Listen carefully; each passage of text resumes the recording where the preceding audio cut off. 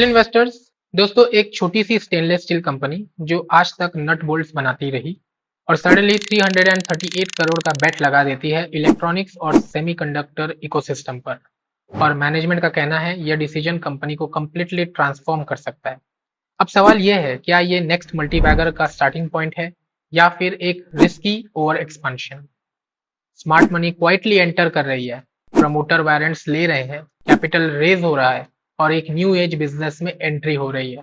लेकिन retail investors अभी भी कंफ्यूज है, ये अपॉर्चुनिटी है या ट्रैप। क्योंकि एक साइड पर 1800 करोड़ का रेवेन्यू का रोड मैप है और दूसरी साइड पे वैल्यूएशन और कैपेक्स एंड एग्जीक्यूशन रिस्क। तो आज का वीडियो दोस्तों सिंपल है, बिल्कुल नॉइज हटा करके क्लैरिटी देने वाला है। आज हम रत्नवीर प्रिसीजन को डिकोड करेंगे, नंबर्स के साथ, स्ट्रेटेजी के साथ और सच के साथ। सबसे पहले समझते हैं दोस्तों कंपनी करती क्या है। रत्नवीर एक स्टेनलेस स्टील इंजीनियरिंग कंपनी है जो वॉशर्स, पार्टनर्स, ट्यूब्स और शीट मेटल प्रोडक्ट्स बनाती है। लेकिन असली स्ट्रेंथ क्या है? कंपनी के पास लगभग 10,000 प्लस एसक्यूज हैं और ये मल्टीपल इंडस्ट्रीज को सर्व करती है। मतलब सिंपल लैंग्वेज में ये एक सिंगल सेक्टर डिपेंडेंट कंपनी नहीं है। अब नंबर्स देखते हैं दोस्तों। लेटेस्ट क्वार्टरली रिजल्ट्स के हिसाब से कंपनी ने लगभग 287 करोड़ का रेवेन्यू किया है और प्रॉफिट आफ्टर टैक्स लगभग 15 करोड़ का। ईयर ऑन ईयर बेसिस पे ये लगभग 25% का ग्रोथ है। ये कोई नॉर्मल ग्रोथ नहीं है, ये एग्जीक्यूशन ड्रिवन ग्रोथ है दोस्तों। अब सबसे इंपॉर्टेंट पार्ट, ग्रोथ आएगी कैसे। कंपनी सिर्फ वॉल्यूम नहीं बढ़ा रही है बल्कि अपने बिजनेस मिक्स को चेंज कर रही है। Slightly high margin value added products gradually increase किए जा रहे हैं। मैनेजमेंट का क्लियर टारगेट है 1500 करोड़ का रेवेन्यू इन 2 इयर्स और 1800 करोड़ का रेवेन्यू इन 3 इयर्स। लेकिन असली गेम चेंजर यहाँ है दोस्तों। कंपनी ने इलेक्ट्रॉनिक्स मैन्युफैक्चरिंग स्पेस में एंटर कर रही है। कॉपर क्लैड लैमिनेट्स जो पीसीबी बोर्ड्स का बेस मटेरियल होता है। इस प्रोजेक्ट में लगभग 338 करोड़ का इन्वेस्टमेंट होने वाला है और इंडिया में अभी ये सेगमेंट लार्जली इंपोर्ट डिपेंडेंट है, मतलब फर्स्ट मूवर एडवांटेज कंपनी को मिल सकता है। अब आते हैं एक और इंपॉर्टेंट सिग्नल पे। कंपनी ने रिसेंटली इक्विटी शेयर्स अलॉट किए हैं और वारंट्स इश्यू प्रमोटर्स को किए हैं। इसका मतलब क्या है? प्रमोटर्स खुद पैसा डाल रहे हैं, कॉन्फिडेंस काफी हाई है, लेकिन वैल्यूएशन का रिस्क भी इग्नोर नहीं किया जा सकता। अब थोड़ा रियलिटी चेक करते हैं। एग्जीक्यूशन रिस्क क्योंकि मल्टीपल कैपेक्स प्रोजेक्ट्स चल रहे हैं। वर्किंग कैपिटल प्रेशर क्योंकि ग्रोथ एग्रेसिव है और न्यू सेगमेंट्स रिस्क क्योंकि इलेक्ट्रॉनिक्स में एंट्री इजी नहीं होती। फाइनेंशियल्स में एक सब्टल ऑब्जर्वेशन है। ऑडिटर ने मेंशन किया है कि टैक्स प्रोविजन एस्टिमेट्स पे बेस्ड हैं, लेकिन कोई क्वालिफिकेशन या रेड फ्लैग नहीं दिया है। तो फाइनल कंक्लूजन क्या है दोस्तों? रत्नवीर एक सिंपल कंपनी नहीं है, ये एक एग्जीक्यूशन स्टोरी है।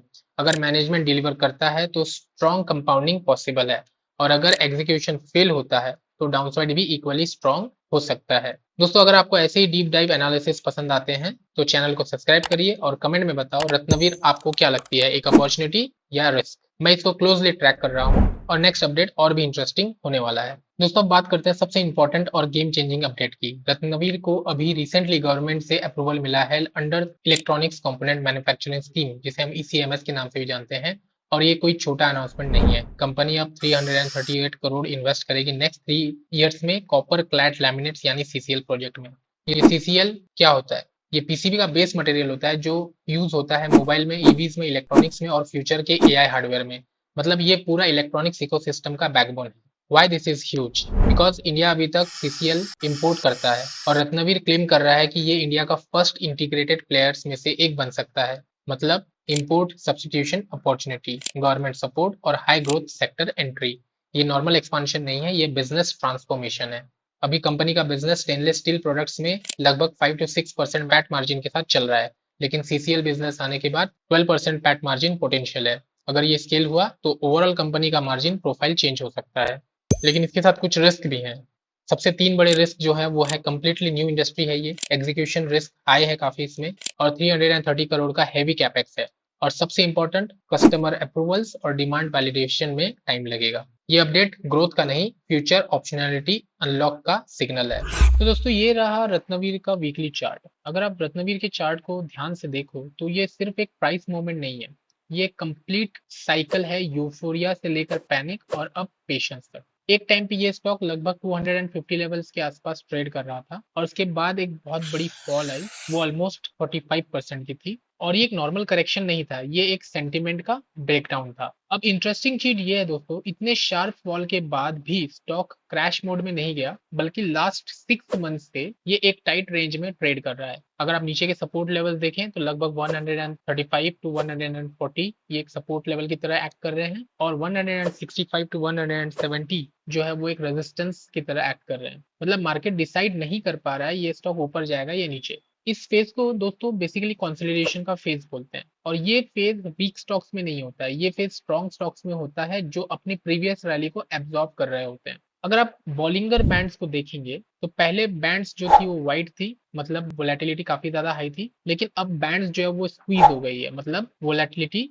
बिल्ड हो रही है। यहाँ से जो नेक्स्ट मूव होगा दोस्तों वो बहुत ही ज्यादा एक्सप्लोसिव होगा। अब सबसे इंपॉर्टेंट सवाल डायरेक्शन क्या होगा, इसका जो आंसर है दोस्तों वो हमें प्राइस और वॉल्यूम्स लेवल पे पता चलेगा। सबसे पहले अगर आप रेजिस्टेंस लेवल को देखें तो यहाँ पर ये मल्टीपल टाइम्स रिजेक्ट हुआ है। अगर ये जोन ब्रेक होता है तो फिर हमें यहाँ से जो है ऊपर की तरफ मूवमेंट देखने को मिल सकता है। आप देखेंगे आज भी इसने काफी अच्छा मूवमेंट दिया, लगभग 10% के आसपास का मूवमेंट था। हाई इसने 167 का मारा, थोड़ा सा अपर वीक यहाँ पर जो है 50% का अपर वीक हमें देखने को मिल रहा है। तो सेम केस में अगर आप देखेंगे तो यहाँ पर जो दोस्तों सपोर्ट लेवल्स है वो 135 टू 140 का है। अगर वो ब्रेक करता है तो फिर और डाउनफॉल हमें देखने को मिल सकता है। लेकिन एक चीज आपको यहाँ गौर करना होगा, अगर आप देखोगे इस वीकली चार्ट के अंदर तो जो ग्रीन कैंडल्स है, जैसे ये ग्रीन कैंडल है, यहाँ अगर आप देखोगे ये ग्रीन वॉल्यूम है, सेम यहाँ पर ये ग्रीन कैंडल है और ये ग्रीन वॉल्यूम है, सेम यहाँ पर ये ग्रीन वॉल्यूम है, ग्रीन वॉल्यूम है और ग्रीन वॉल्यूम है। अगर आप देखोगे तो ग्रीन वॉल्यूम जो है वो कंसिस्टेंटली इंक्रीज हो रहा है। इसका ये मतलब है कि यहाँ पर जो स्मार्ट मनी है वो स्लोली एक्यूमुलेट कर रहा है इस स्टॉक को।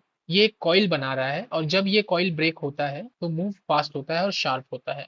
अभी फिलहाल जो रत्नवीर का चार्ट है दोस्तों वो अभी डिसाइड कर रहा है कि नेक्स्ट मूव क्या होगा, और ऐसे फेजेस में पेशेंस ही एज देता है। दोस्तों आप मुझे कमेंट में बताओ, क्या आप ब्रेकआउट का वेट करोगे या एक्यूमुलेशन स्टार्ट कर दिया है। मैं पर्सनली इस चार्ट को बहुत पहले से ट्रैक कर रहा हूँ, और मैंने इस वाले ब्रेकआउट पे इस वाले कैंडल पे मैंने इस स्टॉक में थोड़ा बहुत एक्यूमुलेशन किया था, बट उसके बाद देखोगे तो आप नीचे आया है, लगभग 160 की बाइंग है मेरी, और ये यहाँ से नीचे की तरफ आया है, और अभी ये मूविंग एवरेज के ऊपर ही है। तो मुझे लगता है कि यहाँ से एक बुलिश रैली आने वाले टाइम में आ सकती है। तो मैं अभी फिलहाल इसमें इन्वेस्टेड हूँ और मैं इसे होल्ड करूंगा। तो हमारा जो नेक्स्ट रेजिस्टेंस होगा दोस्तों वो लगभग 220 लेवल्स के आसपास का हो सकता है। तो दोस्तों आज के इस वीडियो में इतना ही। आई होप आपको ये वीडियो पसंद आया होगा। Thank you very much. Happy investing.